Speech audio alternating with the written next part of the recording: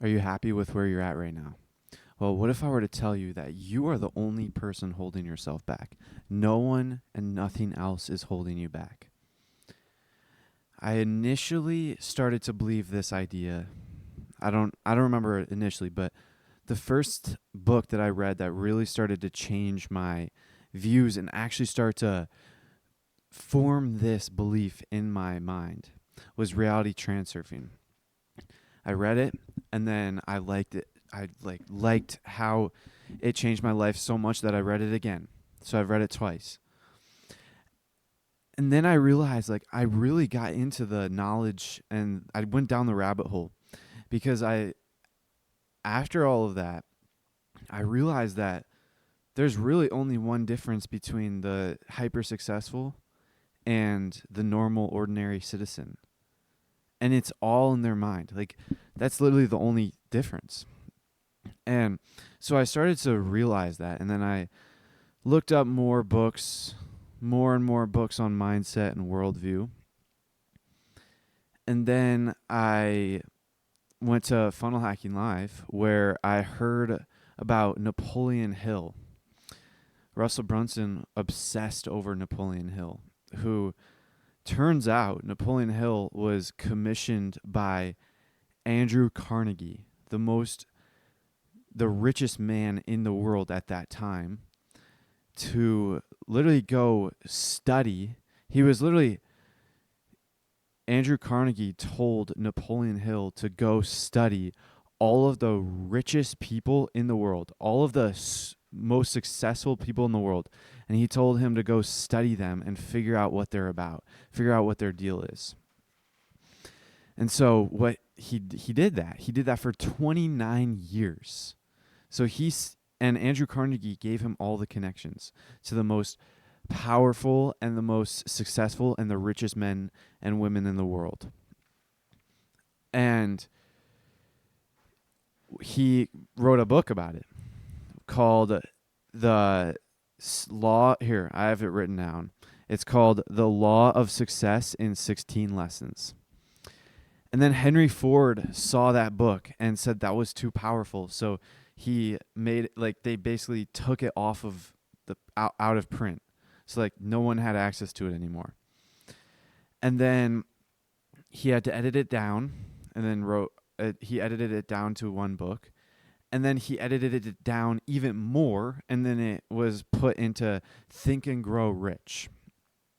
So Think and Grow Rich is extremely edited down, and that's why most people don't actually see as much success just from that one book, because there's a missing link. And I just watched a video because I was researching about this particular topic. I wanted to learn about this Napoleon Hill and all this stuff, because yesterday I watched, like I said, Russell Brunson is obsessing over Napoleon Hill, and he has been for the past I don't know how long, probably 20 years or so, I don't know. And he ended up buying the original first pre-edition for $2 million of, he basically bought a whole collection of all of Napoleon Hill's books, the most complete set known. So he bought all of that, and then he turned it into a business. He created a business called Secrets of Success, and it just launched yesterday. So I was watching his video selling, the video basically selling his his first offer. And in that video, I learned about the story of the secret, or the law. Wait, what is it called? The Law of Success in 16 Lessons. But I forgot what the book was called. Excuse me. I forgot what the book was called. So today, right before podcasting, I was writing my notes down, and I didn't really have much notes. So I instantly remembered about how I was reading or learning about Napoleon Hill. So I wanted to research it more to get more notes about today's episode. And what I learned was I saw this video because I remembered Kevin Trudeau, I think his name. I remembered that guy. And so I basically looked up his name, and then I remembered that he was talking about there was like a missing, or I don't even remember what I looked up, but I looked up something about Kevin Trudeau, and I found a video. It was basically like the missing secret. It was something called the missing secret, and in that video, it was like 20 minutes long, and I watched it all, took a lot of notes, and I realized that I need to read this book. And the thing is, I'm kind of in this situation where I have 7 books that I want to read as well, but I also want to read that book. And the Law of Success is in 16 lessons is like 550 pages long around. So it's a pretty big book. But a lot of things, I learned a lot of lessons about that. For example, it confirmed my suspicion. Just in the video, it confirmed my suspicion because it was 2 very successful people talking, and pretty much I realized that you're the only person holding you back. Like you are your own spirit. Like, or you are a soul, basically. So you're a soul. You don't have a soul, but you are a soul. And the human mind is basically like a radio, and it can emit frequencies. So imagine a radio where you tune the radio to the, let's say, rock music station. Well, then you're going to get rock music. But then you switch the tune to opera music, and then you get opera music. And then you switch it to classical music, and then you get classical music. But when you switch it to classical, you're not going to get rock. You're just going to get classical. So that's like the frequency it's attuned to. And you're like, the human mind is just like that. It is a radio that, like, when it's attuned to a certain frequency, that's what you get. So that's why the poor get poorer and the rich get richer. Because the rich are attuned to that rich frequency, and they just get richer and richer and richer. That's what they attract. Like, they're not going to attract poorness because they're not thinking about it. They're not going to attract poverty, they're not thinking about it. And I like had this suspicion, and I also had this kind of urge to learn about quantum mechanics, or quantum mechanics, I think it's called. Quantum physics? I don't even know. Something like that. It's basically like how the world works, like energy and stuff like that. And what I realize is that, like, the successful people know how that stuff works. They know about quantum mechanics. They know all that stuff. Like, this one guy was talking. He was an older guy towards the end of the video, the second half of the video, and he was talking all about, like, he was talking about that, how when you want something. No, let me talk about this. He was talking about how most people don't even know what they want. And over the past couple of weeks or months, I've been really learning about what limiting beliefs I have. And I was really starting to understand that society has, like, put in a lot of limiting beliefs. So what I came to the conclusion, I've been starting to come to this conclusion, but especially after this video that I watched, I realized that society basically kind of, you start off pure and you start off whole. And this was a story that he told. Basically, when you're a kid, you say, oh, I want this, I want that. And you tell your parents, like, I want to have a mansion. Let's just say that. I want to have a mansion. And then your parents are like, well, how are you going to get that? And then you're like, oh, I don't know. And so you are basically conditioned, and you're basically taught to drop the want and drop the desire just because you don't know how to. And so what this one guy found is that once he realized, he became conscious of that, and became conscious of the fact that he was not striving for things that he wanted. He was striving for things that he think that he could get. That's what most people do.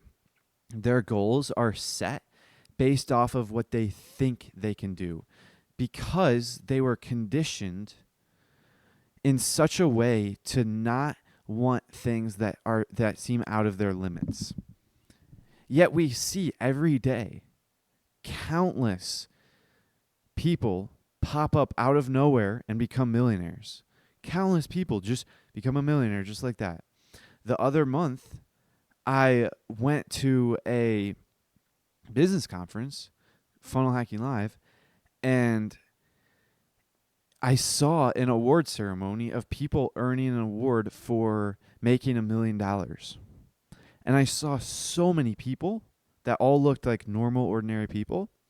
But the one crazy thing about it was I saw probably like 15, like 6-year-olds or 10-year-olds, like really young kids walk on that stage. They were making millions. And so if you are a soul, like everyone's soul is perfect. So everyone is perfect, but the reason why you're not perfect is because society has basically morphed you into such, like society has placed this mindset into you over the years and taught you your limits and taught you what you're capable of. But that's all just limiting beliefs. It's all limiting beliefs. Like, think about that word, limiting belief. It's a belief that you have that is limiting you. So it makes sense that if you have a lot of limiting beliefs, then you're not going to achieve much. And that's society's goal. That's why we have this whole system of like creating our worldview to be extremely limiting. That's why we have the school system, college, the workforce. Like, that's why we have all this stuff. And it goes deep, and I'm like learning all about it. But your limiting beliefs. So if you are basically, I drew a big circle. So in my notes, one of the things that I didn't want to like write all of this out because it would take a lot of words. So I basically drew a picture, and I basically drew a big circle, and that's called I labeled it your true potential, or your like limits. And then I put this tiny dot in the middle of the circle, which was basically like your current worldview and your current limits with your current worldview. So essentially, let's just say your circle, your limits is 100 feet in diameter. Let's just, like, just for argument's sake, let's just say your actual limits, like what you're actually capable of, is 100 feet in diameter, which I'm starting to learn that maybe our real limits are infinite. But let's just set a finite limit for now, just for argument's sake. So 100 feet in diameter is your actual limits, what you're actually capable of.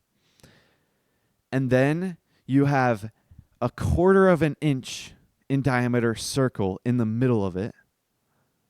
That is what you believe your limits are. Like your current worldview, like limiting you into that tiny little circle. And so if our current limits that we believe is that tiny little circle, and the only thing keeping us in that tiny little circle is what's going on in our mind, like just our limiting beliefs, if that's the only thing keeping us down, well then doesn't it make sense to go down the rabbit hole and study and learn and destroy the limiting beliefs and widen that circle? The more and more limiting beliefs you destroy, the wider your circle gets. And right now, your circle is 1/4 of an inch. That encapsulates everything that you've achieved at that moment. So right now, I haven't really achieved much, just like a good physique. That's like the only thing that I've really achieved. So that means that my circle is very small.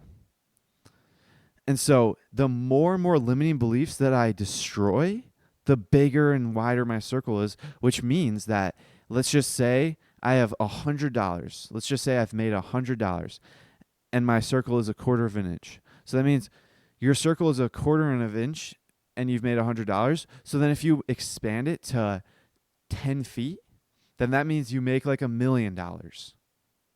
So if you simply just expand your circle more and more, your circle of limiting beliefs more and more, closer and closer to your true potential, then that will expand your success. And the way you do that is by changing your thoughts. There was this really good quote that I heard in the video, and it was basically, if you want things to change in your life, you're going to have to change things in your life. If you want things to change in your life, you're going to have to change things in your life. Makes sense, right? And the person who said that was Brian Tracy. So let's talk about that. If you want things to change in your life, you're going to have to change things in your life. That just makes sense. It just does. And what do you do first? What do you change first? Well, it was said in the video, and I'm going to say it again. You start with your mind. You start with your thought patterns. You start with your worldview. Everything going on in your mind, your thoughts. Start with your thoughts, because you're a radio. Like your soul is perfect. Like you have this extremely large potential, so that means that you can achieve anything. There was a person, I think it was Kevin Trudeau. He was literally like uneducated. He didn't like go to school or anything. He had no good job. He was basically like doing nothing. Essentially, his like physical situation was worthless. Like he was just an average Joe. And then he learned the truths about when you change your thoughts. And then he changed his frequency. And then he went on to become like a multimillionaire, extremely successful man. Literally went on yachts, crazy billionaire lifestyle, like all of this stuff. It's because he changed his thoughts. It all starts with your thoughts. And I'm so glad that more and more I go down this rabbit hole, the more and more my suspicions are confirmed. And there was this other thing that I want to talk about. This other guy, I don't know his name, but the older guy that was talking in the video that I'm referencing, he basically said that he didn't really have much like success. Honestly, I forgot the story because of this the way that our mind works. When you hear something, you forget it. When you see something, you remember it, and when you do something, you understand it. So when you like watch a YouTube video, you're likely to forget about it. But when you read something, you're likely to remember it. So that's why I not just watched this video. I only watched it one time. But pretty much the guy, he like was told to write down on a piece of paper what he wants. Like write down your goal, what you want. Not what you think you can get, but write down what you want. And one of the lessons I learned in a book called 10x is easier than 2x. Operate under a mindset of want and not need, because want is abundance, need is scarcity. When you operate under need or what you think you can achieve, then you're basically operating in that small circle of a worldview, and you're operating under the society's worldview that is already programmed to like keep you down. But when you operate under want, you're actually operating under your soul's frequency, and your soul is all powerful, not your brain. Your brain has been morphed by society. As a result, it's not very powerful, but your soul is all powerful. So that's why you have to scrape away at your brain and actually make your brain all powerful by controlling your thoughts and actually changing your worldview. And so what this guy did was he wrote down his goal. on a piece of paper, a cardboard, or just like a little square cardboard piece, and he put it in his pocket. And he did it like as a joke, just because he was kind of like, it's kind of like a joke to him. He didn't really think it would work. So he didn't really believe it, but he just put it in his pocket and he kept it in his pocket. And then he would like touch it every once in a while. And what happened was, when he touched it, because when you like see an image in your head, so you visualize your goal, it creates like cells in your in your brain, or I don't know the actual science, but I'm basically giving you like the bro science version. It creates cells in your mind. So now you have these cells, but they're not like activated unless they're actually triggered. And so one way to trigger them is just by thinking about them. Or you can like, when you touch something, when you feel like texture, it activates things in your mind. So if you kind of like link, I'm pretty sure that what he was trying to get at is, if you link a texture to your goal, so you write down your goal on a piece of cardboard that you can fit in your pocket, and then you like remember that texture, then now those things are linked. So now when you put your hands in your pocket just out of habit, you create a habit to just put your hands in your pocket, that basically sends a signal to your brain to start activating those sensors of your goal. So now you're at this new frequency, which this whole like writing down your goal on a piece of paper, I knew about writing your goal on a piece of paper, but I didn't know about like touching it, like physically touching your goal. That is something I definitely will use, like, and actually take advantage of. After this episode, I'm actually going to go right away and write down my goal on a piece of paper, or on a piece of cardboard, and go from there. But when you touch it, it basically like attunes your mind to that frequency. And so now you're actually thinking about your goal. You're actually that radio attuned to that frequency. And so the video was called like the missing link, or the missing thing, or whatever. And Kevin Trudeau was talking in like the first half of the video, and he kept on like referencing this missing piece that was missing from the, what's it called? It was missing from that book, Think and Grow Rich. And he kept on like telling more and more stories to build this value. He told all kinds of stories to build the value. And I was like, is he really going to do this? Am I going to have to watch this whole video through? All I wanted to know was the missing thing. And I watched the whole video through, and he never said the actual missing thing, because the video was it was like edited. And so there was a lot of insights that I gained from the video, but I'm unsure if I actually missed the missing piece. And so that's why I want to read this book, because if there's one missing piece, then I definitely want to know that missing piece, but there's obviously more to it if there's a 600-page book written about the secrets of success. Like I've read a 750-page book all about managing your reality 2 times. So I'm like 100% gonna read this book, The Law of Success in 16 Lessons. And it's usually those like not very well known books in like from the mainstream that are the best. Like I've noticed that not very many people in America know about reality transurfing.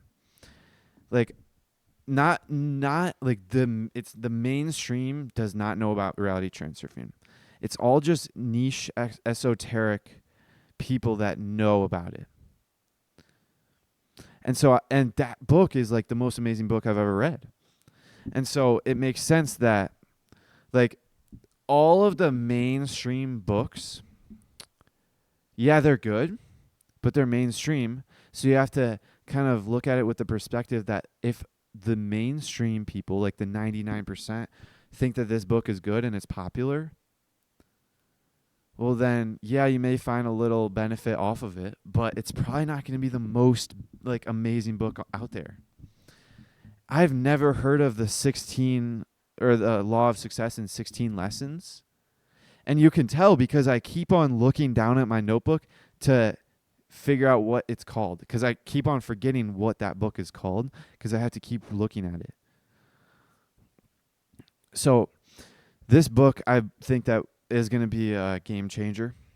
And I don't know when I'm going to read it because I want to read Die Wise. I just started this morning, which I'll talk about in the following couple episodes. And I want to read Ascent on Humanity, Come of Age, Dance. I already read Dance After Music Stops. I want to read Journeys Out of Body.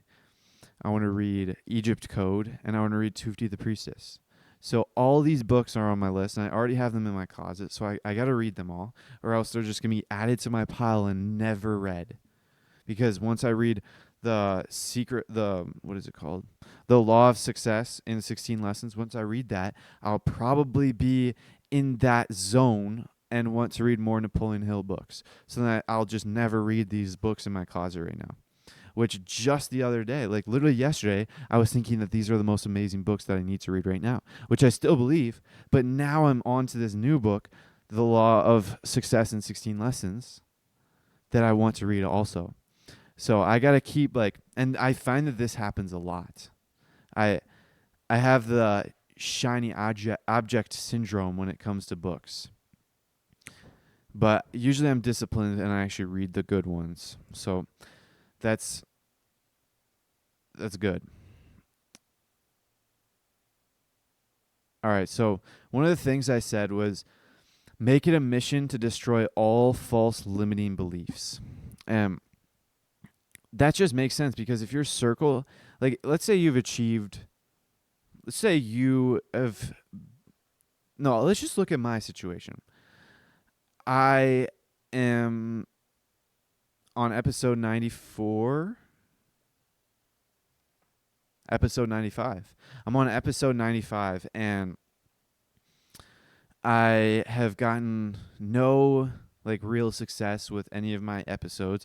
I've uploaded a bunch of TikToks, no real success. I've gotten 200 views each on the TikToks, and that's it.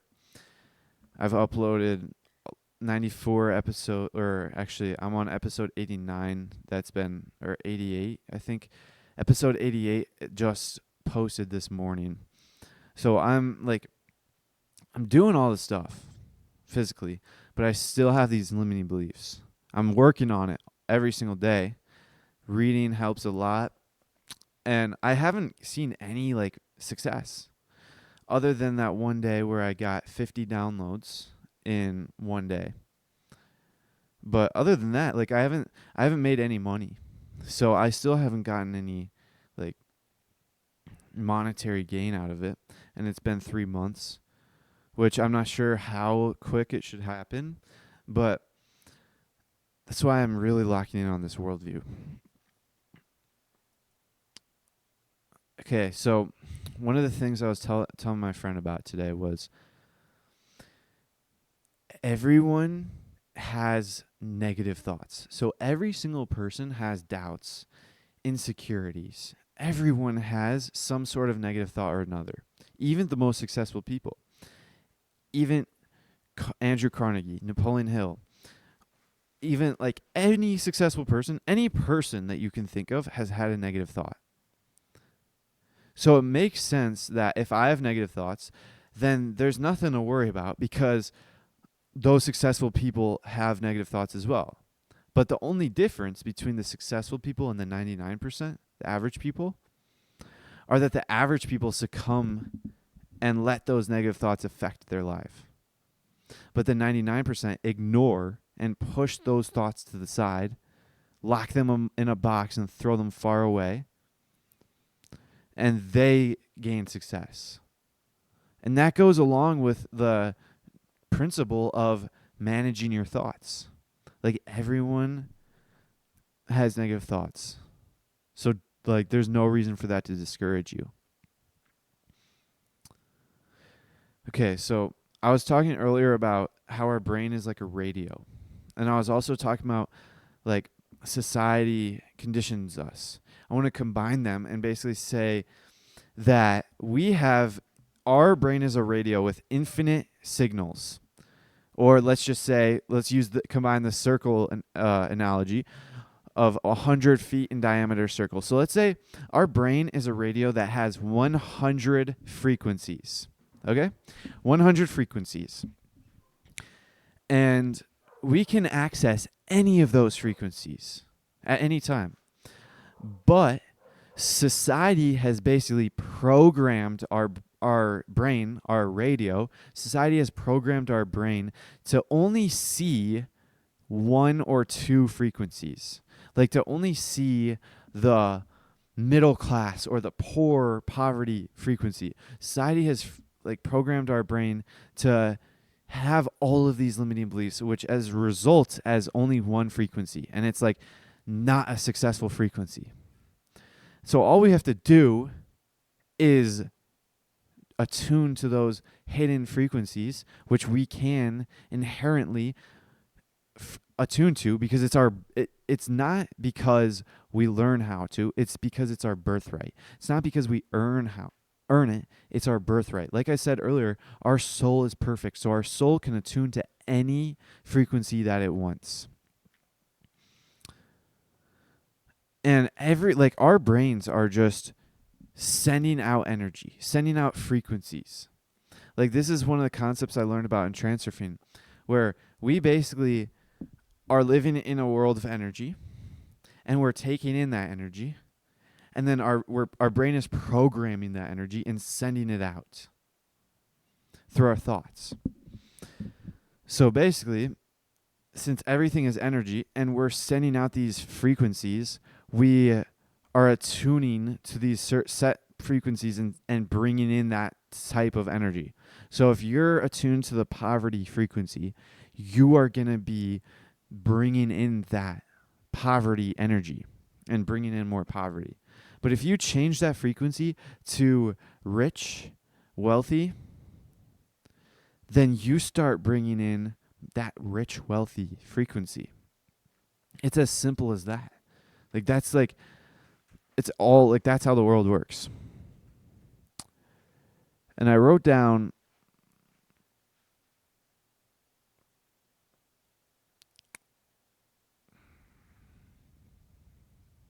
I'm trying to read all my notes because I got through most of this stuff already.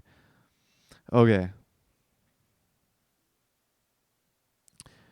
One of the quotes that I wrote down was, if you tell yourself a lie enough, you start to believe it. So basically, I'm pretty sure everyone's like this, but I'm going to tell you my story. When I first read Transurfing, I didn't believe in any of this stuff. But then I read it again, and then I basically came up with this goal, which was a crazy goal at the time, and it was to move to Hawaii and surf and become a surfer. I did not believe that at all. But you know what I did? I kept repeating it. I kept replaying that image in my head, and I kept telling myself that lie over and over and over again. And eventually I started to believe it. Now I actually believe that it's going to happen. Now I'm at the point where I know it's going to happen.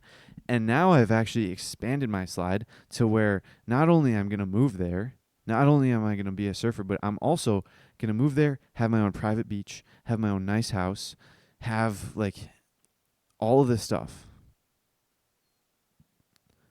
So I actually believe that this is going to happen. And every single day, my suspicions are confirmed more and more. And then, so when you tell yourself a lie often enough, it becomes a belief. So initially, you don't believe it. But then if you keep repeating it over and over again, it becomes a belief. And then when you believe something, you never quit. There was this analogy this story that he said in the video was, all those people who give up 2 feet away from the gold were never really in it for that idea. They were never really in it for that purpose. They weren't really interested in that objective. They were just interested in the money. They were only interested in the money. And they quit. They quit because they didn't believe that it was actually possible. But when you believe something, you never quit. Like, no matter what happens, you keep going. You never quit. And that's what, like, that basically put into words what I'm experiencing right now. Like, I keep, day after day, I keep going down into the basement and recording my podcast. Even though I have not seen results after 95 days. No results. But I keep going. I keep going. Keep going. Because, you know why? Because I believe. Like that, you don't need to know how it's going to happen. You don't need to know how you're going to do it. Because you want that to happen. Like, I want my goal. So that is all I need to say. Like, no justification is required for wanting something. You want something because you want it. So you're going to get it because you want it. That's why operating under the wanting mindset is so crucial. That's the 1% mindset, because when you need something, when you feel like you need something, it's like scarce and it's like not abundant. So you don't like create for it. You have to fight others for it. But when you want something, you just go and get it, and you don't have to justify your wants, your desires. You just go out and get it. And that's the soul's language. The soul, another thing that he said is, I wrote it down. Let me check what it said. It was understand where wants come from, the soul. So he basically said, it's not until, like, once you understand where your wants and desires come from, that's when you start really making big gains. He basically said something like that. And, like, they come from your soul, but you have to understand, like, it comes from your soul. And your soul is infinite. Your soul is all powerful. Your soul is God. Like, you're God. You may not be the God.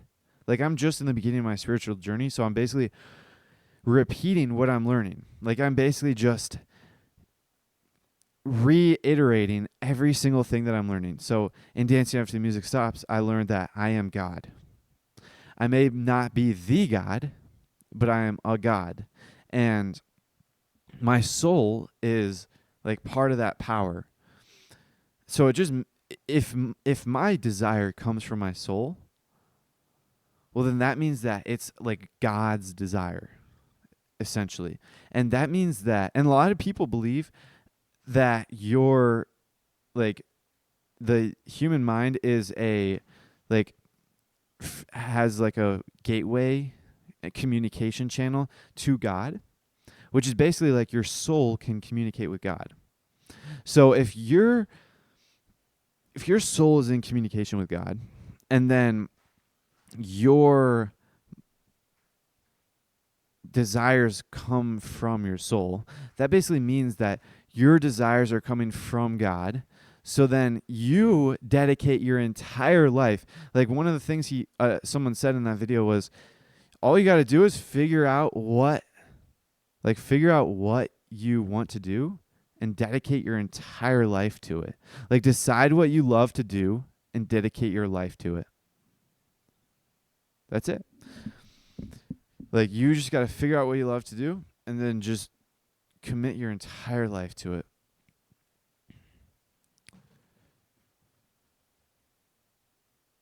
All right, so going back to that story of how when you were a kid, your parents, and you were like, oh, I want this. And your parents were like, how are you going to get that? And then you basically dropped it because you didn't know. You were taught to do that. So then all you have to do is understand that is like what society placed upon you. Understand that whenever you have this desire to be a millionaire, desire to go on a yacht, desire to party like in a yacht all the time, desire to do all these things, and then you're like, oh, I don't know how to do it, so I'm just not going to do it. Be conscious of that, because that was society's social conditioning. It's not your parents' fault, because they were conditioned by society as well. They're just reiterating what society taught them. So now be conscious of it and still go for the goal. Because guess what?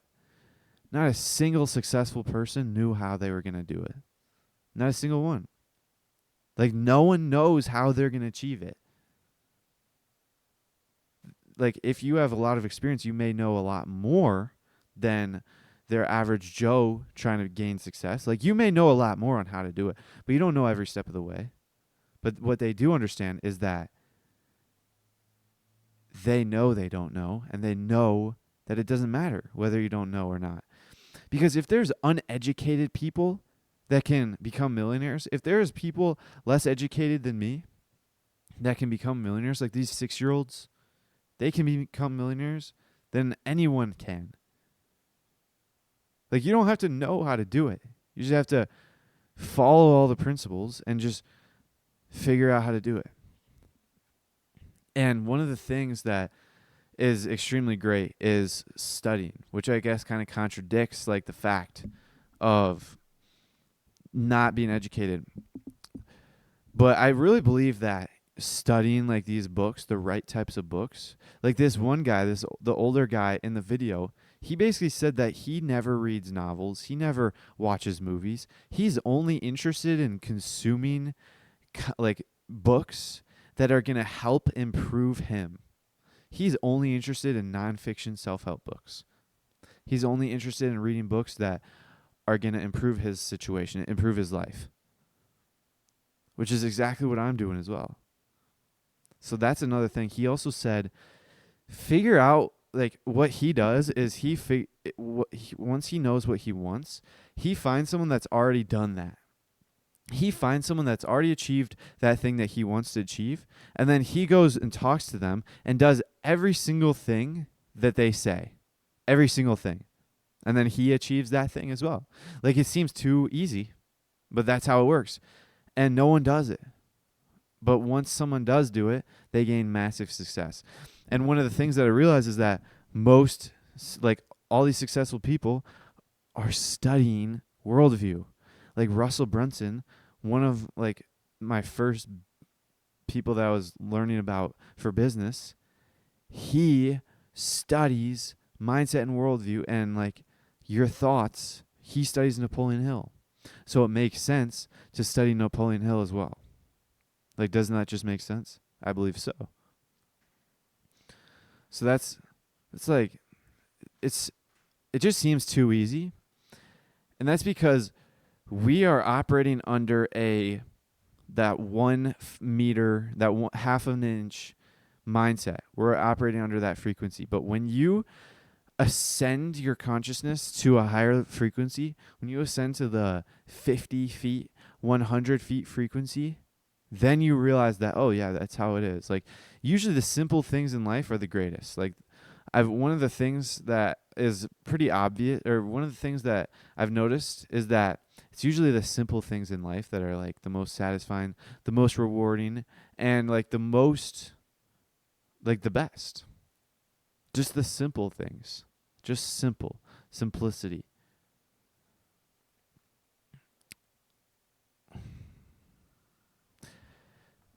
It's all about the worldview.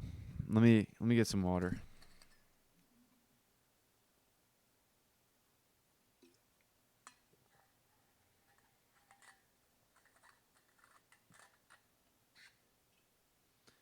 All right, so the last piece of notes that I wrote down was about how this one guy who was interviewing the older guy, he asked him, so what about all those like average people who have these limiting beliefs? What can you do? Like, what can you say to them to get them to believe this stuff? And the guy said, you can't. Nothing. You can't say nothing. They have to change it themselves. Like, you have to change things for yourself. You have to learn things yourself. You have to change your worldview, your mindset for yourself. Like, no one can do this for you. No one can change your thoughts for you. You have to do it yourself. And honestly, when I was first starting self-improvement, there was a lot of things that I didn't want to do because it was too hard, or I just didn't want to do it. It was just laziness. And so I realized, oh, that's an issue. Like, if I don't want to do things, then how am I ever going to achieve anything? And so I realized, like, oh, how do I solve this? How do I fix this for myself? So what I did was I realized, oh, I just don't have that much discipline. And so I like tried to figure out what I could do to increase my discipline. And I read in a book after the fact, but one of the things I realized was, oh, I can increase my discipline by taking cold showers. Like, that's a pretty hard thing to do. Like, doing hard things increases your discipline. And I intuitively understood that discipline was a skill and it needed to be developed. And then I read in a book called The Unplugged Alpha. And literally, the number one thing that I took out of it was just one sentence. He literally just said, take cold showers, build your like, taking cold showers is the simplest way to build your discipline. And so ever since that, I took a cold shower. I only took cold showers, which that was probably last January or February. So March, April, May, June, July, August, September, October. So over 8 months, I've been taking cold showers, and my discipline has definitely increased. And what I realize is it's starting to become winter time, or it's fall now, but it's starting to become winter soon. So it's getting colder and colder. And so the pipes are getting colder and colder. So the water is starting to get freezing. And I just keep, like, every single morning is a struggle. Like, every morning I'm just like, oh, I don't want to do this, but I just do it anyways. Because I know that this taking cold showers is the solution to being able to be successful, because you're not going to be able to be successful if you don't have discipline. And so you got to figure out how to achieve discipline. And that's what I did. I started taking cold showers. So now I correlate cold showers with I directly link cold showers to my success. So that's why I always do it, because I know that every single day when I hop in that shower, it has to be cold water, or else I don't build the discipline needed for success. And it's a struggle, because during this coming into winter, it's getting colder and colder, so it's getting harder and harder, which is good because it's building more and more discipline. It's like progressive overload. When you go to the gym, every so often you increase the weight. Like, you increase the reps, you increase the weight. You progressively overload. You make it harder and harder for yourself. And so that it's the same way with discipline. You progressively overload. So cold showers, especially when it's getting colder, is an amazing way to progressively overload. And what I used to do was, I've been taking cold showers for quite some time, because I used to do it for, like, recovery for soccer a couple years ago. And what I realized is that, or what I used to do was, I would get in the cold, start it cold, and then I would, like, actually wash my body with warm water, and then I would end it cold. But then once I read it in the book, I was like, oh yeah, I'm not, like, I got to wash my body in cold. So I am only in cold the entire time. And I probably take like 10, 15-minute showers maybe. I actually don't know how long it takes. Maybe I'll record it, or maybe I'll time it if I remember. And it's all about discipline. I know I don't talk much about discipline in this podcast, but one thing that I realize is that when you kind of have this struggle, you got to figure out how to fix it. Like, when I realized, oh, I don't want to do things, I was like, okay, why? Because I don't have discipline. So how can I increase my discipline? And I just figured out the simplest way to increase my discipline, and I did it. Like, I was already going to be taking showers. So it was the same time investment either way. It's whether I was going to have the temperature cold or warm. So it's make things as simple as possible for you. Like, my podcasts are bare bones. My TikToks are bare bones. I don't edit my podcast or my TikToks. I do edit my podcast for the audio quality, but I don't I don't edit things out. I literally just do the bare bones. I get it done quick because I know that if you make things as simple as possible, you'll gain success. And over time, you will end up like increasing the quality. You'll make it a little bit more complicated, but that's like the progressive overload. Just like how I am progressively getting colder and colder cold showers. You just start, and then it progresses. Like you just keep going as simple as possible, but soon like your simple will get easier and easier, so then you can make the simple harder and harder, and then it's just like progressive overload.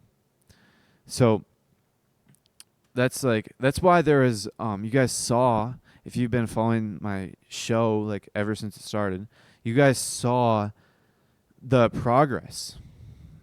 Or if you even just went back and saw like my older videos, like my first videos, well, even the 14 episodes I recorded before I even started posting them were on my phone. And then the next episodes I posted, like the real first ones I posted, were on the, what's it called? On this like little voice recorder device that I had. So I thought that was an upgrade, but it actually wasn't an upgrade. But pretty much it just changed, evolved. And then eventually I started editing the noise. And then eventually I actually got a new microphone, which that was a huge upgrade. And then eventually I got a microphone, or not a microphone, camera. And so now I have visual. So slowly but surely my simple is getting greater and greater. Like, yeah, it took like 90 episodes to get a camera, but it doesn't matter. Like, you just start things and figure it out along the way. And I was going to say something. I don't know what I was going to say, but I'm documenting all this stuff.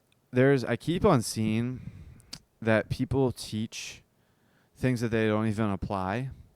I am applying this stuff in my own life, but the reason why I haven't seen results is because it just takes time. Like it's not going to happen right away. But it's also like it may happen right away because in the video there was a guy who was taught the secrets of success. He was taught like the secret code or the secret way to like manifest things. And right away, he had an instant result, and literally the next day, he had a result. So maybe it doesn't take time. Maybe I'm the only one. Maybe I'm the only thing holding myself back in that regard. Maybe I'm holding myself back to see success just because I believe it will take time. I don't know. That's another thing that I gotta destroy in my mind. But it's crazy. Napoleon Hill, I heard of his name, but I didn't realize how like valuable he was. He literally spent 30 years of his life studying the most successful people and wrote it down in all one book. 500 pages. Like that's a small investment to read 500 pages of 30 years worth of work. If you can memorize all 500 pages of that and like not even memorize it, but like really lock it into your mind and like turn it into your worldview, well, then you basically get 30 years of work talking to the most successful people in the world. Henry Ford. He created Ford. He was the richest. Like Ford and Tesla are the two only American car companies that never went bankrupt. That's just one statistic that I learned a little while ago. I don't even know if it's true, but that is like Henry Ford was extremely wealthy. And just the fact that like that story where what's it called? Napoleon Hill studied Henry Ford. And then he wrote a book about like successes. And then Henry Ford himself said that this book was too powerful, and they took it off of the market. So that just says something. If the richest man in the world, or one of the richest men in the world at the time, said that this was too powerful, like, it's definitely got to be taken seriously. Like, this is definitely something that's got to be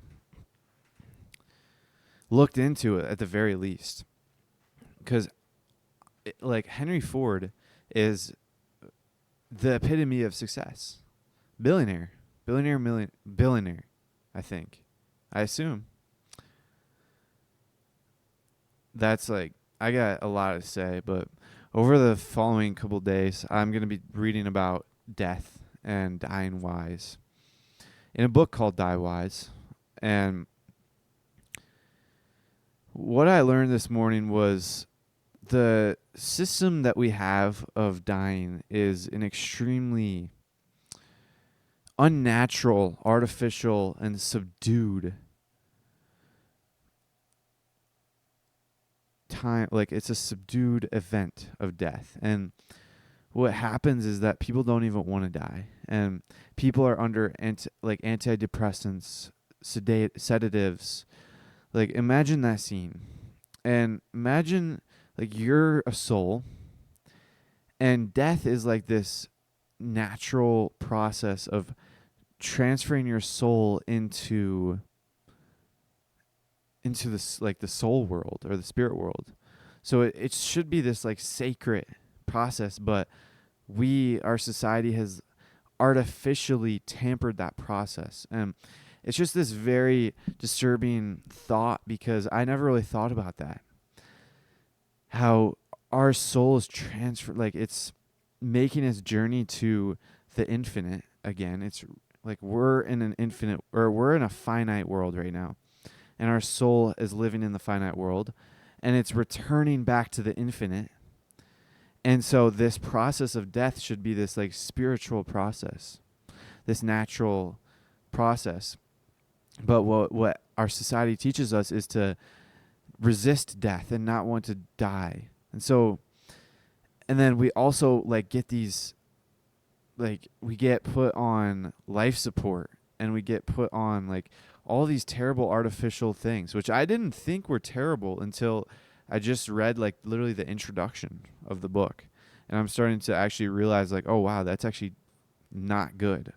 Like, and I'm wondering what other things are there in society. Like, in the video that I watched today, one of the things he said in his story was when he first realized, like, oh, this is a limiting belief, and then he changed it, he instantly thought, like, what other things, like, what other false limiting beliefs am I thinking about right now? And that's kind of what I'm on right now.